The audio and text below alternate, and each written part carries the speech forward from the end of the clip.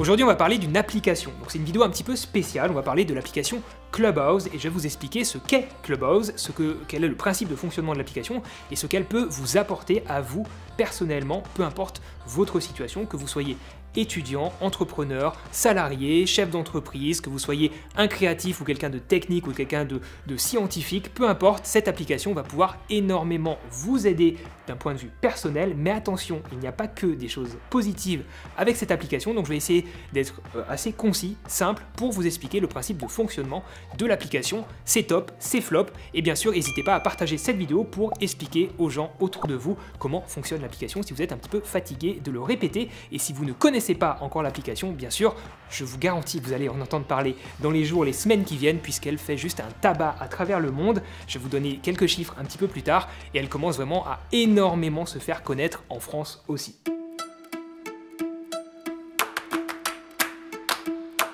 Clubhouse, c'est une application qui a été lancée en avril 2020 par la société Alpha Exploration Co. et dont le fonctionnement pourrait être assimilé à Discord, à Mumble, TeamSpeak pour ceux qui connaissent, mais en beaucoup plus sexy et en ultra simplifié, ce qui en fait sa grande force. Contrairement aux outils que je viens de citer, Clubhouse propose uniquement du chat audio, donc impossible de partager une photo, à part sa photo de profil, impossible aussi de partager un lien avec les autres membres ou d'échanger avec eux en leur écrivant. J'en profite tout de suite pour souligner le fait que tout ce que je vais dire dans cette vidéo est valable au moment où je tourne cette vidéo, c'est-à-dire début février 2021, et que beaucoup de choses vont changer sur l'application dans les semaines et les mois qui viennent. Sur votre profil, justement, pour l'instant, c'est assez limité. Vous pouvez ajouter bien sûr une photo de profil, vous pouvez préciser votre nom, une bio pour décrire un petit peu ce que vous faites, et aussi linker votre Twitter ou votre compte Instagram. Je pense que petit à petit, il y aura d'autres possibilités, bien sûr, qui arriveront à ce niveau-là. Un point très important à retenir tout de suite, c'est le fonctionnement de Clubhouse pour recruter des membres. Ça se fait pratiquement uniquement sur invitation. Chaque nouveau membre reçoit 2 invitations à distribuer autour de lui pour inviter d'autres personnes. Si vous n'avez pas reçu d'invitation, vous pouvez quand même installer l'application. Vous serez mis dans une liste d'attente et votre profil sera proposé à des gens qui vous connaissent potentiellement sur l'application. Et ces personnes-là pourront valider ou non votre profil pour vous permettre de rentrer sur l'application ou pas. Une fois sur l'application, je vous l'ai dit, vous allez recevoir 2 invitations de base à distribuer autour de vous et petit à petit, vous recevrez potentiellement de nouvelles invitations à distribuer. Donc pas de panique, vous allez pouvoir dépenser en quelque sorte ces 2 invitations et espérer que Clubhouse vous en propose d'autres pour inviter de nouvelles personnes. Un autre point très important à aborder tout de suite avant de passer au principe de fonctionnement de l'application et aux points positifs et négatifs que j'ai pu observer depuis plusieurs semaines, c'est que l'application n'est à ce jour, en début février 2021, au moment où je tourne cette vidéo, n'est disponible que sur iOS, donc sur iPhone. Mais pas de panique, si vous êtes sous Android, l'application Android devrait arriver dans les semaines, les mois qui viennent. En tout cas, a priori, l'équipe travaille dessus. Donc si ça se trouve, au moment où vous regardez cette vidéo, l'application est déjà disponible sur le store Android et si ce n'est pas le cas, juste patience, ça arrive.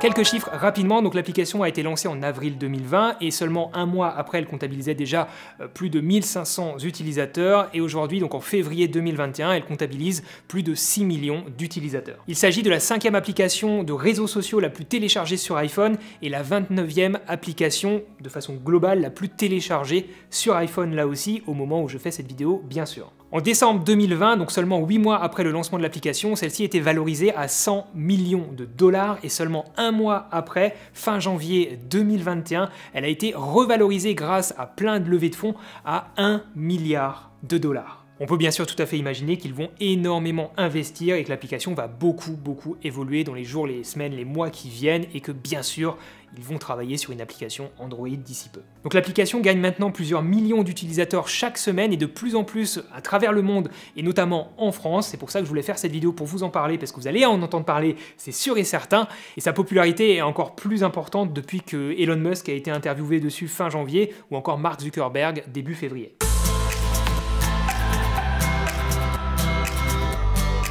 Sur Clubhouse, vous retrouverez donc des clubs, des rooms et des utilisateurs, des membres qu'on va appeler des clubbers. Les clubs et les rooms vous seront proposés de base en fonction des centres d'intérêt que vous allez indiquer en vous inscrivant sur l'application, puis ensuite aussi en fonction des gens que vous allez suivre sur celle-ci. Je vous en reparle plus en détail dans un instant, mais pour l'instant retenez qu'une room c'est un groupe de discussion audio, vocal, un chat vocal, et que les clubs sont là pour regrouper des rooms qui parlent d'un même sujet. Typiquement, un club qui s'appelle photographie contient des rooms qui parlent théoriquement uniquement de photographie. Sur votre feed, vous allez retrouver forcément la liste des rooms qui sont en cours, donc les chats audio qui sont ouverts que vous pouvez rejoindre, et aussi aussi un calendrier pour pouvoir voir les événements à venir en fonction donc de vos centres d'intérêt, des gens que vous suivez ou dont vous faites partie. L'accès aux rooms, donc aux discussions, est actuellement totalement gratuit. Vous pouvez accéder à toutes les rooms qui sont en cours à travers le monde. La question que beaucoup de personnes sur l'application se posent, c'est est-ce que certaines rooms deviendront payantes dans le temps ou pas?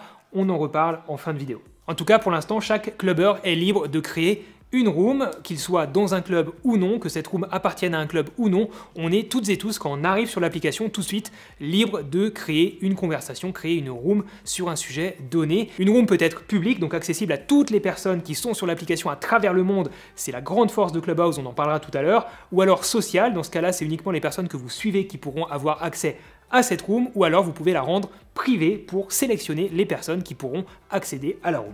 Lorsque vous créez une room, les gens qui vous suivent seront potentiellement notifiés, s'ils ont activé une cloche, c'est très classique, notifiés de la création de cette room et pourront venir la rejoindre, soit en tant qu'auditeur, enfin de base en tant qu'auditeur pour venir écouter ce qui s'y passe, écouter la conversation comme un podcast, soit potentiellement aussi pour intervenir, devenir speaker en levant la main. En fait, vous allez pouvoir lever la main lorsque vous êtes dans l'audience pour demander à prendre la parole. À ce moment-là, le ou les modérateurs de la room auront une notification qui leur permettront d'accepter ou non votre prise de parole. S'ils acceptent, vous passerez dans les speakers et vous aurez juste à attendre qu'on vous donne la parole pour pouvoir exprimer votre point de vue sur le sujet abordé par exemple. Il est d'usage d'ailleurs sur l'application de par défaut couper son micro lorsqu'on arrive en tant que speaker grâce à un petit bouton qui est en bas à droite de l'application pour peut-être déjà ne pas déranger lorsque vous arrivez à cause du bruit ambiant qu'il peut y avoir autour de vous et bien sûr aussi pour éviter que les gens se coupent la parole. En général, on attend qu'on nous donne la parole si la modération est bien faite et à ce moment-là, on désactive son micro et on prend la parole. Pour être informé justement des rooms qui parlent d'un sujet qui vous intéresse, donc je vous le disais,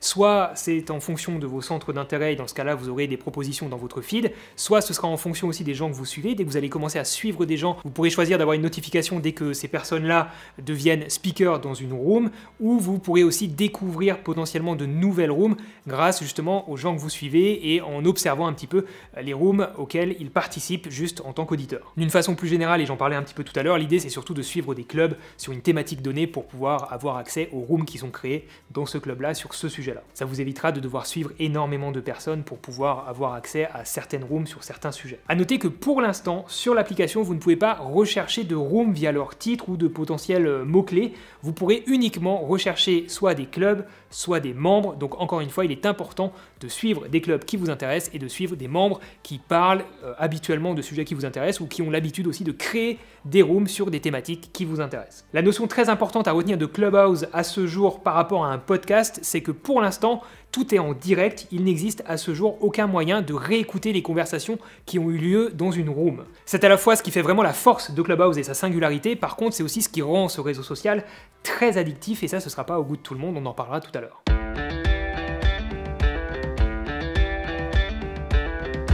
On va parler maintenant des points positifs de cette application, en tout cas ce que je trouve de positif après quelques semaines d'utilisation et on parlera après des points négatifs puisque forcément il y en a. L'application nous rappelle à quel point il est important pour nous, êtres humains, de communiquer certes, mais surtout de parler et d'écouter. Contrairement à Twitter qui est principalement axé, comme vous le savez, sur du texte ou de l'image, donc quelque chose de visuel, ici sur Clubhouse, vous êtes obligé de vous exprimer à l'oral, de demander la parole, quelqu'un vous autorise à prendre la parole devant une audience, donc forcément vous allez davantage peser vos mots et essayer d'être le plus pertinent possible pour faire passer votre message. C'est la grande force du concept en fait, obliger les gens à se parler et surtout aussi à s'écouter, chose qu'on oublie bien trop souvent de nos jours sur les réseaux sociaux et qui crée beaucoup de malentendus, vous le savez. J'en profite pour vous dire que j'ai testé ce côté partage d'inspiration, entraide qu'il peut y avoir entre les membres au sein d'une room sur Clubhouse, étant donné que lors de la rédaction du script de cette vidéo, j'ai créé une room pour lire mon script à d'autres membres que je ne connaissais peut-être pas, juste pour pouvoir confronter ce que j'allais vous présenter dans cette vidéo à l'expérience de plusieurs membres et pas uniquement de moi. Donc un grand merci à toutes ces personnes qui m'ont aidé à préparer ce script qui m'a permis aujourd'hui de vous proposer une vidéo du contenu relativement complet et objectif je pense. Le deuxième point positif pour moi, c'est sans doute le plus important, ça vous permet de rentrer en contact très rapidement et très facilement avec des gens du monde entier. En une journée seulement, j'ai pu échanger de vive voix, parler, discuter avec des créateurs de contenu américains, québécois, asiatiques, marocains, français bien sûr, et du coup avoir accès de façon illimitée à des ressources humaines et donc des ressources aussi techniques, artistiques, créatives, et en fait rencontrer des gens, discuter avec des gens que je n'aurais peut-être juste jamais croisé de toute ma vie si je n'étais pas passé sur Clubhouse. Ce qu'il faut comprendre, c'est que vous pouvez vous enrichir personnellement et professionnellement de toutes ces rencontres et de toutes ces discussions en écoutant peut-être des experts parler de leur domaine. Et comme vous l'avez compris maintenant, soit vous consommez ce contenu comme un podcast, vous êtes simple auditeur, soit vous pouvez aussi donc lever la main pour prendre part à la discussion, échanger, apporter votre point de vue, votre expérience ou potentiellement poser vos questions. Et au-delà de ça, c'est aussi un excellent moyen pour beaucoup de personnes de se sentir moins seuls. Et même si vous vous sentez pas forcément seul, on est tous un petit peu cloîtrés chez nous depuis pas mal de temps et forcés, forcément, de ne pas rencontrer de nouvelles personnes, de ne pas aller au contact d'autres personnes. Donc le fait de pouvoir échanger, se retrouver comme ça dans des rooms avec d'autres personnes qui parlent la même langue et qui ont potentiellement les mêmes centres d'intérêt, ça fait un bien fou. Et au-delà des sujets un petit peu techniques, artistiques, etc., j'ai participé à des rooms juste détente où on a imaginé, où des clubbers ont imaginé des jeux avec des questions-réponses hyper bon enfant, et ça permet en fait juste d'être dans une grande cour de récré et juste de s'amuser ensemble, potentiellement le soir. C'est hyper détente et c'est hyper bon enfant. Un troisième point positif pour moi, c'est qu'actuellement la communauté francophone est plutôt petite, il n'y a pas encore beaucoup d'utilisateurs en France, ce qui permet d'avoir des rooms avec un nombre de participants plutôt restreint et donc de faciliter les échanges et potentiellement de réussir à donner la parole à tout le monde. Vous avez notamment quelques codes informels qui ont été créés, imaginés par les membres, notamment faire clignoter son micro pour dire qu'on applaudit, qu'on est d'accord avec ce qui est dit, ou le faire clignoter peut-être que 3 fois pour demander à prendre la parole. On a aussi souvent des modérateurs qui vont prendre soin de donner la parole aux speakers selon leur ordre d'arrivée et qui vont aussi essayer de timer un petit peu les temps de prise de parole pour éviter que ça dure trop longtemps et aussi pour permettre à la discussion d'avancer, éviter qu'elle ne stagne. Il y a aussi des rooms où les modérateurs vont accepter un seul speaker à la fois et vont ensuite le renvoyer dans l'audience une fois que la question est posée. Ça aussi, ça peut permettre d'organiser les grosses rooms où il y a beaucoup de personnes qui veulent intervenir ou beaucoup de personnes qui écoutent. Donc il y a des solutions qui existent. En tout cas, pour l'instant, ça marche plutôt bien d'après ce que j'ai vu. Je suis rarement tombé, d'ailleurs pour l'instant jamais, sur des rooms en fait où ça se passait vraiment mal. En fait, pour l'instant, j'ai trouvé que dans la communauté francophone et parmi les rooms auxquels j'ai participé et même dans la communauté anglophone, il y avait beaucoup de respect, de bienveillance entre les membres. On s'écoute, on parle quand on a le droit de parler sans couper la parole.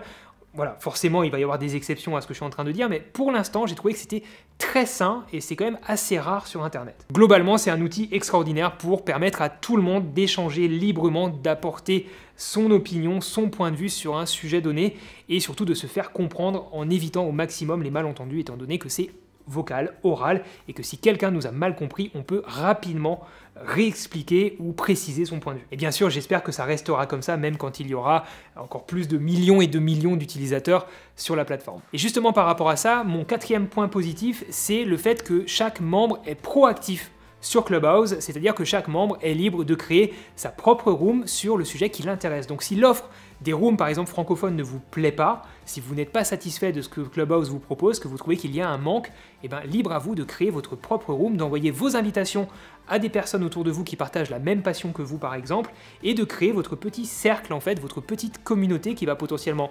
grossir, attirer d'autres personnes et diversifier encore plus l'offre des rooms disponibles sur Clubhouse. Et vous pourrez bien sûr aussi potentiellement faire une demande pour créer un club. Et enfin, mon dernier point positif avant de passer au point plutôt négatif, c'est le côté vase communicant qu'il y a sur Clubhouse qui est hyper puissant par rapport à d'autres réseaux sociaux puisque dès que vous allez intervenir en tant que speaker dans une room, les gens qui vous suivent et qui ont activé la cloche auront une notification et seront du coup potentiellement amenés à venir écouter ce que vous avez à dire, venir découvrir forcément les autres speakers, les autres personnes dans la room, et vous aussi vous serez forcément en tant que speaker relativement bien mis en avant. Si vous avez des choses pertinentes à dire, vous aurez tout le réseau des autres speakers qui sera potentiellement en train de vous écouter et qui du coup potentiellement sera amené à vous suivre s'il considère que vous avez des choses intéressantes à partager.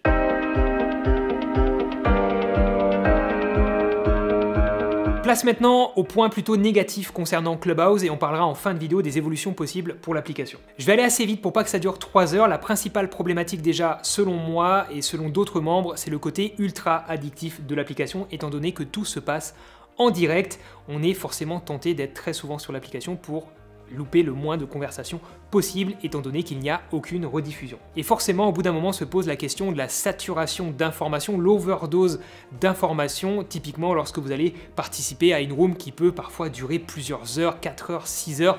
Vous allez peut-être venir par intermittence, vous allez avoir des informations dans tous les sens, poser peut-être une question et avoir 10 avis différents. Au final, vous allez avoir tellement d'informations que vous ne saurez même plus qu'est-ce qui est bon pour vous et qu'est-ce qui ne l'est peut-être pas. De mon côté aussi, et en parlant avec d'autres membres, il m'est totalement impossible de travailler ou de faire autre chose, alors surtout de travailler pendant que j'écoute une room en fait. Côté contenu maintenant, on voit émerger de plus en plus de thématiques autour du business et du développement personnel. J'ai rien contre ça, mais la problématique c'est qu'on verra peut-être beaucoup de rooms avec potentiellement une seule tête d'affiche ou un petit groupe de personnes qui monopolisent la parole et qui oriente en fait toute l'audience vers un tunnel d'achat. Ça casserait selon moi ce qui est la vraie force de Clubhouse, c'est-à-dire la possibilité d'avoir une communication horizontale où tout le monde peut intervenir et peut ajouter un petit peu son expérience à la discussion en cours. On retournerait du coup sur une communication beaucoup plus verticale avec des gens qui prennent le lead et d'autres qui écoutent et qui potentiellement rentreraient dans un tunnel d'achat pour finalement acheter des formations externes à Clubhouse. Concernant le contenu là aussi, il y a actuellement un gros risque que Clubhouse devienne un énorme bordel avec beaucoup trop de rooms,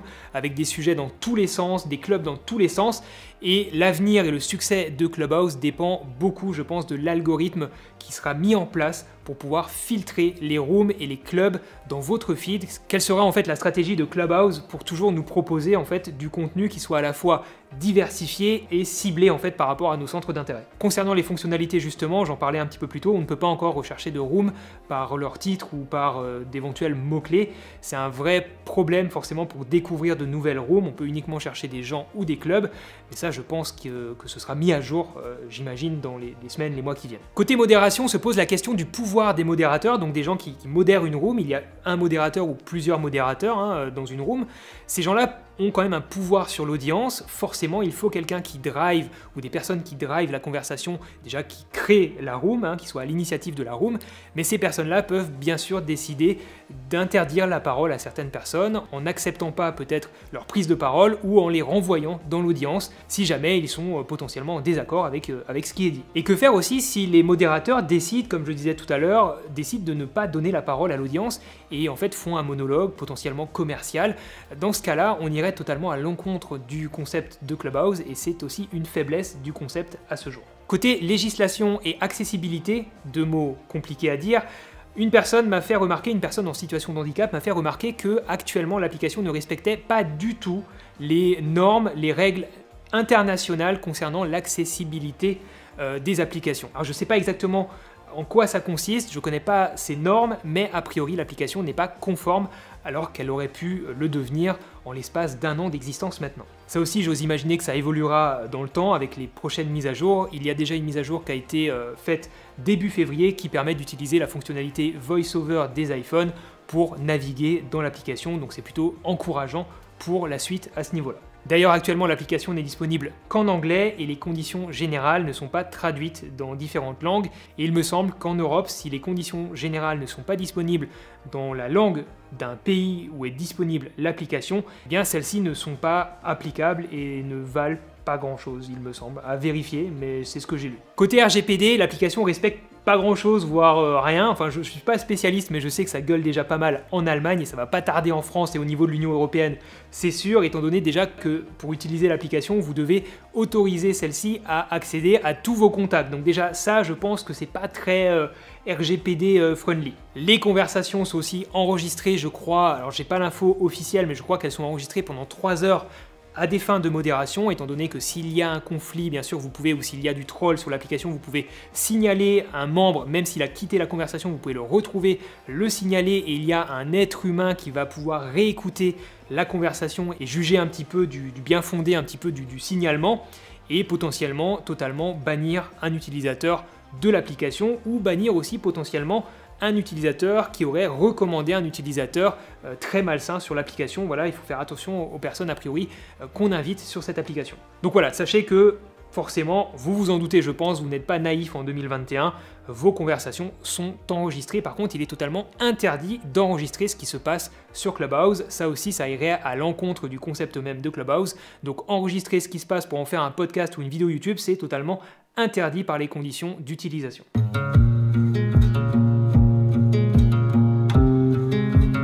Côté évolution possible pour l'application, j'en ai noté quelques-unes que je voulais vous partager avec vous, et puis d'autres membres m'ont donné des idées d'évolution, donc je vais vous partager ça pour finir cette vidéo. Déjà, on peut imaginer que d'autres réseaux sociaux vont copier ce que fait Clubhouse, je pense notamment à Instagram, à Twitter potentiellement. Je pense qu'on va voir arriver sur ces applications-là du chat uniquement vocal avec sa communauté, ce qui du coup serait vachement intéressant, mais ce serait un petit peu une forme de copie. On sait que Snapchat, TikTok, Instagram n'arrêtent pas de se copier l'un l'autre. En fait, ce qu'il faut se dire, c'est qu'il y a de grandes théories autour des réseaux sociaux qui font qu'un réseau social fonctionne, notamment le fait de pouvoir scroller de façon indéfinie. Ça, c'est quelque chose qui rend addict, qui permet en fait de gagner du temps de cerveau auprès des utilisateurs. Donc ça, forcément, c'est quelque chose qu'on voit sur plein d'applications. C'est pas une question de copie, c'est juste que ce sont des concepts qui ont prouvé en fait leur efficacité et qui du coup sont utilisés par tout le monde. Et je pense que ça va forcément arriver sur Clubhouse. Est-ce qu'on verra arriver sur Clubhouse des stories? Alors peut-être juste des stories audio? C'est fort probable. Actuellement, je vous en parlais, les gens applaudissent en tapotant sur leur micro. Est-ce qu'on aura une fonctionnalité, un petit bouton qui nous permettra d'applaudir, d'approuver en fait ce qui est en train d'être dit par un orateur? Je pense que ça aussi, ce serait une fonctionnalité intéressante. La possibilité, bien sûr, de lier d'autres réseaux sociaux qu'Instagram et Twitter, je pense que ça, clairement, ça arrivera. Ça me semble essentiel, notamment, je pense aux pages Facebook, aux chaînes YouTube, forcément, et aussi aux profils LinkedIn. Étant donné qu'il n'y a pas de limite de temps pour une room, je crois, ou alors elle est vraiment très longue, puisque j'ai déjà vu des rooms qui duraient 6, 7, 8 heures avec un système de modération, ou même plusieurs jours d'affilée, je crois, il serait très intéressant de voir arriver un système de timer, au moins pour définir, rien que définir une heure de... Alors l'heure de début on peut, mais une heure de fin potentiellement, et avoir un timer dans la room pour avoir un petit peu une notion du temps pendant qu'on écoute, et vraiment réaliser qu'on peut passer parfois des heures et des heures à écouter, à échanger. C'est passionnant, je dis pas, mais avoir un timer, ce serait vraiment une belle évolution. Avec d'autres membres, on se disait aussi qu'il serait très intéressant, pour avoir été modérateur dans plusieurs rooms, il serait très intéressant de pouvoir avoir un chat textuel, du coup, entre modérateurs, pour peut-être juste faire le point entre les modérateurs sur la façon d'organiser la room, qui prend la parole après, etc., etc. Bref, ça serait effectivement pratique de pouvoir communiquer entre modérateurs sans pour autant couper la parole et intervenir en public pour juste se parler entre modérateurs. Alors bien sûr, ça irait à l'encontre aussi là du concept, étant donné qu'il n'y a rien de textuel dans l'application, mais ce serait pratique. La question des rediffusions, ça clairement je pense que ça n'arrivera pas sur l'application, ça irait totalement à l'encontre du concept et ça tuerait selon moi un petit peu le concept, donc je pense qu'il n'y aura pas de rediffusion sur Clubhouse. Je peux me tromper, mais clairement faire une rediff d'une room qui dure plusieurs jours, je pense que personne ne l'écoutera. On arrive à la question de l'argent, du business model. Actuellement, Clubhouse a eu beaucoup de levées de fonds, donc je pense qu'ils vivent sur ce côté start-up, en fait, le fait de gagner beaucoup d'utilisateurs très rapidement et de miser sur la valorisation et les levées de fonds et les business angels qui pourraient investir dans l'application. Mais petit à petit, il va falloir trouver un moyen de rentabiliser ce qui se passe. Je crois que les fondateurs ont exprimé l'envie de ne pas intégrer de publicité directement dans l'application. Par contre, clairement, on est plusieurs membres à penser que petit à petit, on verra apparaître des rooms ou potentiellement des clubs payants avec donc des thématiques, de l'accès à des ressources payantes. De mon côté, ça me paraîtrait pas déconnant et plutôt logique qu'il y ait des rooms à la fois gratuites et payantes. Si vous allez assister à une conférence d'un expert dans un domaine donné, il vous paraîtra tout à fait normal de payer votre entrée. Si cet expert va passer une journée, une demi-journée à donner son cours, sa formation, sa masterclass sur Clubhouse, il paraîtrait tout à fait normal qu'il soit rémunéré d'une façon ou d'une autre. Donc clairement, je pense que petit à petit, il y aura du contenu payant sur l'application, rien que pour encourager justement les gens qui créent des rooms et qui créent des rooms justement avec beaucoup de personnes qui créent de la valeur sur l'application, encourager ces gens-là à rester sur l'application. Ça va être un des challenges forcément des fondateurs de l'application, c'est de garder ces gens-là sur l'application pour continuer de créer du contenu. C'est le challenge en fait de tous les réseaux sociaux. L'étape 1, ça va être de gagner un maximum d'utilisateurs le plus rapidement possible pour faire le buzz et gagner un maximum en termes de valeur. Et ensuite, l'étape numéro 2, ça va être de garder ces gens-là, de les faire rester. On peut prendre par exemple l'exemple de YouTube qui a permis aux créateurs de contenu de monétiser leur contenu, de se rémunérer et donc de potentiellement rester plus longtemps et d'avoir envie de créer plus de contenu sur la plateforme. Dites-moi tout de suite dans les commentaires ce que vous pensez des points positifs et négatifs que j'ai abordés dans cette vidéo et surtout de ce que vous imaginez pour l'avenir d'une application comme celle-ci. Est-ce que vous êtes plutôt séduit, plutôt sur votre réserve? Bref, on en parle dans les commentaires. Voilà pour cette vidéo de présentation de Clubhouse. J'espère que vous y voyez plus clair. N'hésitez pas à partager cette vidéo avec les gens qui ne connaîtraient pas Clubhouse. Préservez votre temps personnel. Fixez-vous quand même des limites. Vraiment, personnellement, j'essaie de rester 1 heure dans une room maximum. N'hésitez pas bien sûr à me suivre sur Clubhouse pour discuter de vive voix avec moi. Ça fait toujours plaisir.